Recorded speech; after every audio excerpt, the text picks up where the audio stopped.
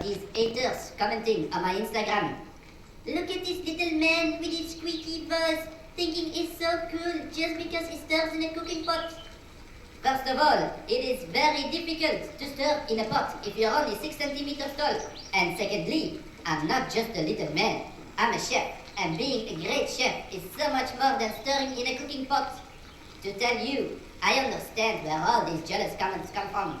Chefs nowadays, they get so much attention. With all these cooking shows on television, some of them, they start to think they are the most important person in the world. Actually, maybe they are right. Because if you think about it, food is the most important thing in the world. Food is what makes the world go round. If you look at, for example, something simple as salt. Did you know that in the past, salt used to attract invaders and even cause wars? So, if people go to war over salt, imagine what they would do in a world without chefs. Oh, let's see. Oh, luckily, not all people are complete aficionados. It says, how can I become such a master chef like yourself? Flattering. Honestly, I get this question like a million times.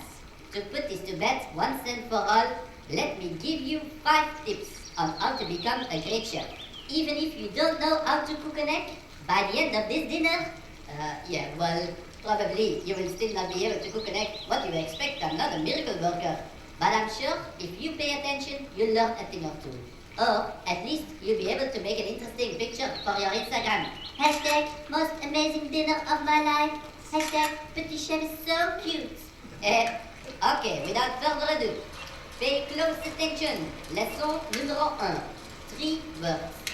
History of food. In order to become a master chef, you have to study the traditions and understand where food comes from. Let's take something simple and common as the tomato. Tomatoes don't come from Italy. No. The first tomatoes came from what today is known as Peru. From there, they eventually expanded to Mexico, where they were cultivated by the Aztecs. The Aztecs grew tomatoes on chinampas, which were floating gardens around their capital city Tenochtitlan. In the 16th century, the Spanish conquistador Don Hernán Cortés arrived in the New World. The Aztec king at first believed Cortés was the returning Quetzalcoatl, the feathered serpent god. But Cortés was out of gold and conquered and destroyed this beautiful Aztec city.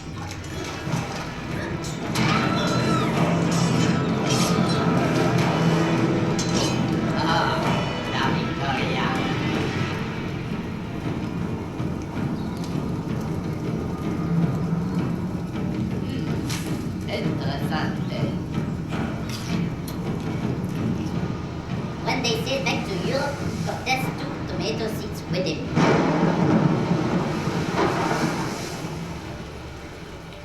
There, the tomato was introduced to the European aristocracy.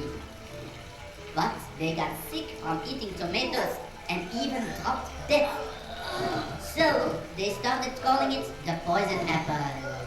It's like the fairy tale from Snow White, right?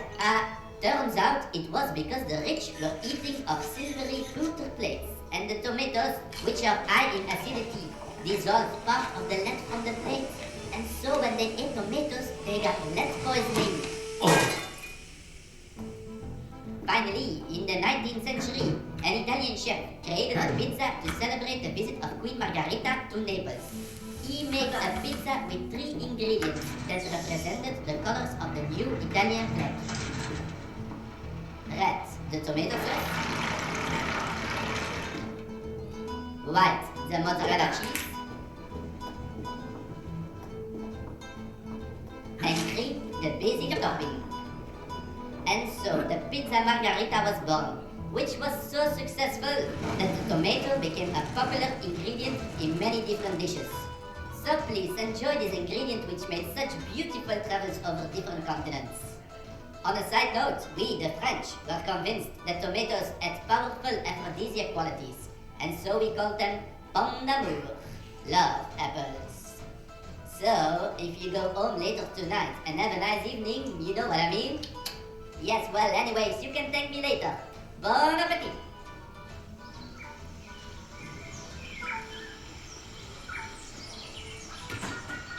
Ladies and gentlemen, welcome to your first course. It is